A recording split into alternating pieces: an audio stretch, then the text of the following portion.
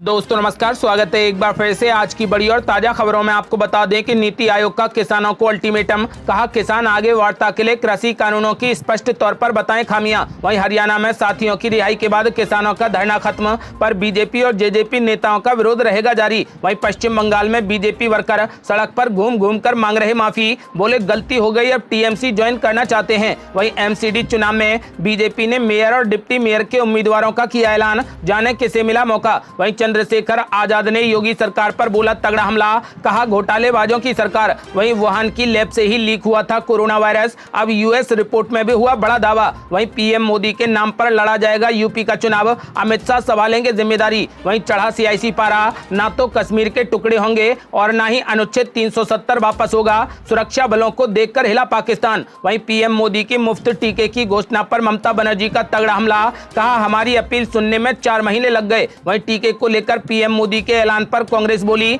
अपने मुंह मियां मिट्ठू बन रहे मोदी। वहीं कोरोना में अनाथ हुए बच्चों को लेकर सुप्रीम कोर्ट हुआ सख्त, कहा अवैध रूप से गोद लेने वालों के खिलाफ कार्रवाई के कड़े निर्देश। और भी बड़ी खबरों को जानने के लिए वीडियो को लाइक कर दें, चैनल को सब्सक्राइब कर लें और घंटी बटन जरूर दबा दें। वहीं पहली बड़ी खबर, नीति आयोग ने किसानों को दिया अल्टीमेटम, कहा किसान आगे वार्ता के लिए कृषि कानूनों की स्पष्ट तौर पर बताएं खामियां। ये आपको बता दें कि किसान नेताओं ने भले ही कृषि कानूनों पर सरकार से वार्ता का प्रस्ताव दिया है, लेकिन केंद्र सरकार ने भी संकेत दे दिए हैं कि किसान संगठनों को सिर्फ इन कानूनों को रद्द करने से इतर कानूनी बिंदुओं पर बात करनी चाहिए, तभी बात आगे बढ़ सकती है। नीति आयोग के सदस्य रमेश चंद्र ने कहा कि किसानों को सरकार के साथ बातचीत फिर से शुरू करने के लिए कृषि कानूनों को एकदम से निरस्त करने की मांग के बजाय खामियों को स्पष्ट रूप से बताने के बारे में संकेत देने चाहिए। कृषि कानूनों के खिलाफ कुछ किसान संगठनों के विरोध प्रदर्शन जारी रहने के बीच उन्होंने ये बात कही है। भारतीय किसान संघ के नेता राकेश टिकैत ने 29 अप्रैल को कहा था कि जब भी सरकार चाहे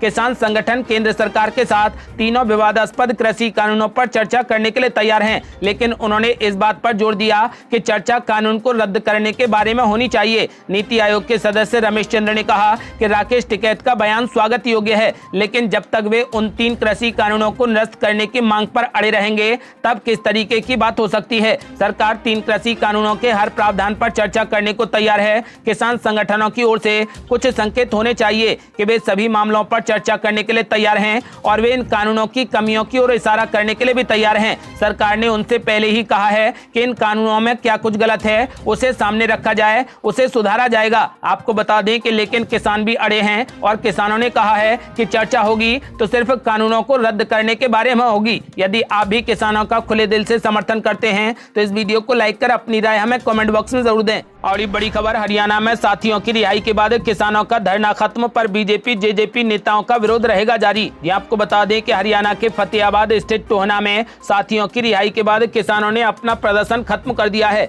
टोहना पुलिस स्टेशन के बाहर किसान प्रदर्शन कर रहे थे। किसानों के सख्त रुख को देखते हुए हरियाणा प्रशासन ने तीसरे किसान मक्खन सिंह को भी रिहा कर दिया। किसानों ने साथियों की रिहाई की मांग करते हुए राज्य के सभी थानों का घेराव करने का ऐलान किया था, जिसके बाद प्रशासन के माथे पर बल पड़ गए और रातों रात विकास सेगार और रवि आजाद को रिहा कर दिया, जिसके बाद किसानों ने थाने के घेराव का कार्यक्रम रद्द कर दिया। आपको बता दें कि अब मक्खन सिंह को भी रिहा कर दिया गया है और एफआईआर भी रद्द कर दी गई है। इस मामले में 4 जून को संयुक्त किसान मोर्चा के नेताओं ने ऐलान किया कि सरकारी और राजनीतिक कार्यक्रमों में बीजेपी और जेजेपी नेताओं का सामाजिक बहिष्कार किया जाएगा और उनके खिलाफ प्रदर्शन किया जाएगा। नेताओं ने कहा कि इन नेताओं के खिलाफ विरोध प्रदर्शन शांतिपूर्वक होगा, काले झंडे और नारेबाजी की जाएगी, लेकिन किसी भी प्रकार की हिंसा का इसमें कोई स्थान नहीं होगा। आपको बता दें कि किसानों ने ऐलान कर दिया है कि बीजेपी नेताओं का काले झंडे दिखाकर और नारेबाजी कर विरोध प्रदर्शन किया जाएगा।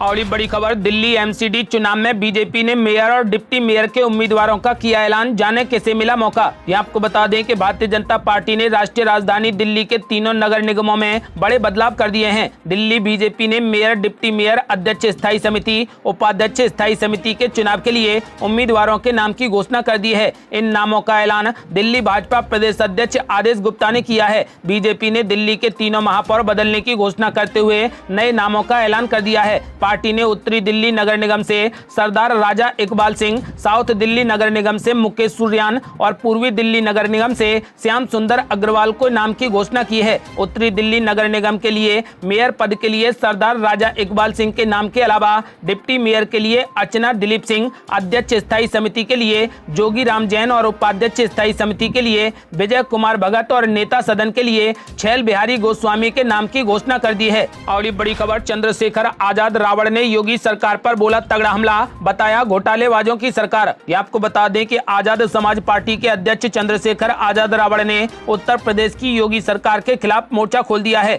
उत्तर प्रदेश विधानसभा चुनाव की तैयारियों के बीच भीम आर्मी प्रमुख ने मुख्यमंत्री योगी आदित्यनाथ सरकार को आड़े हाथों लिया है। उन्होंने कू ऐप के जरिए यूपी सरकार को घोटालेबाजों की सरकार कहा। सिर्फ 15 दिनों के भीतर भीम आर्मी प्रमुख ने कू ऐप में 1 लाख से ज्यादा फॉलोअर्स जोड़ लिए हैं। चंद्रशेखर आजाद रावण ने कू ऐप पर अपने क्रू में लिखा है कि उत्तर प्रदेश सरकार घोटालेबाजों की सरकार है। उन्होंने कहा कि यूपी में 69,000 प्राथमिक शिक्षक की भर्ती में अभ्यर्थियों के आरक्षण के मामले में अन्याय हुआ है। हम योगी सरकार के खिलाफ निर्णायक लड़ाई लड़ेंगे। आपको बता दें कि जानकारों का कहना है कि बहुत जल्द कांग्रेस के कुछ मुख्यमंत्री और वरिष्ठ नेता कू ऐप पर अपने अकाउंट बना सकते हैं। कई वरिष्ठ नेताओं ने सोशल मीडिया प्लेटफॉर्म से जुड़े कई फीचर को लेकर जानकारी मांगी है। इसके अलावा उत्तर प्रदेश विधानसभा चुनावों को देखते हुए समाजवादी पार्टी और बहुजन समाज पार्टी के नेता भी जल्द अपने अकाउंट कू ऐप पर बना सकते हैं।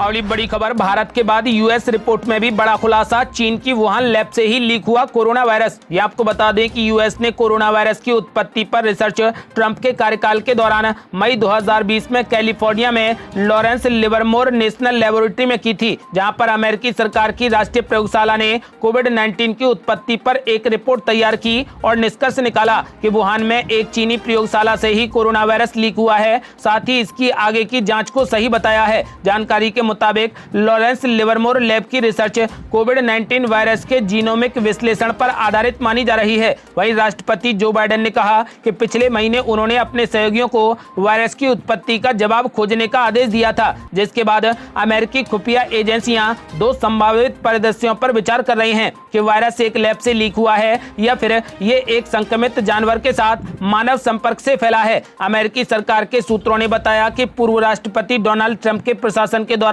चीन की वुहान इंस्टीट्यूट ऑफ वायरोलॉजी के 3 शोधकर्ता नवंबर 2019 में इतने बीमार हो गए कि उन्होंने अस्पताल में देखभाल की मांग की। आपको बता दें कि इन शोधकर्ताओं की बीमारी की सही वजह पता नहीं लग सकी, लेकिन माना जा रहा है कि लैब में वायरस से जुड़ा काम चल रहा था। जानकारी के मुताबिक अमेरिकी अधिकारियों ने चीन पर वायरस की उत्पत्ति पर पारदर्शिता की कमी का आरोप लगाया है, लेकिन बीजिंग ने इस आरोप को मानने से भी इनकार कर दिया है।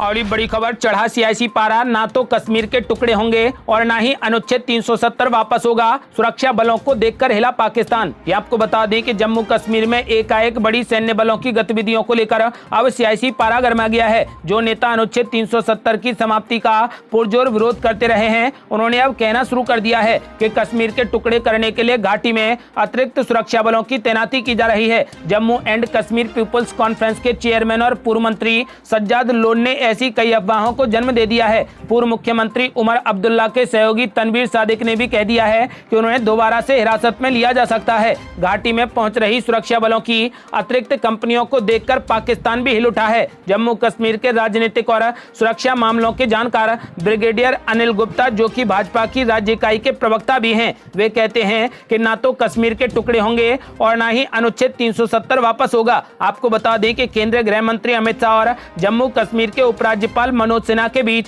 हुई मुलाकात के बाद इस तरीके के कयास लगाए जा रहे हैं कि जम्मू कश्मीर का बंटवारा किया जाएगा। जम्मू को अलग से पूर्ण राज्य का दर्जा देने की मुहिम शुरू हो सकती है। ब्रिगेडियर अनिल गुप्ता के मुताबिक जिस भी बटालियन से जवानों को चुनावी ड्यूटी पर भेजा गया था, अब वे वापस आ रहे हैं। सुरक्षा बलों के अधिकारियों से जब इस बाबत पूछा गया तो उन्होंने भी कुछ ऐसा ही जवाब दे दिया। कहा कि जम्मू में जवानों का क्वारंटीन चल रहा है, एक साथ सैकड़ों गाड़ियां नजर आ रही हैं। आपको बता दें कि घाटी के ये दृश्य देखकर पाकिस्तान भी पूरे तरीके से हिल गया है।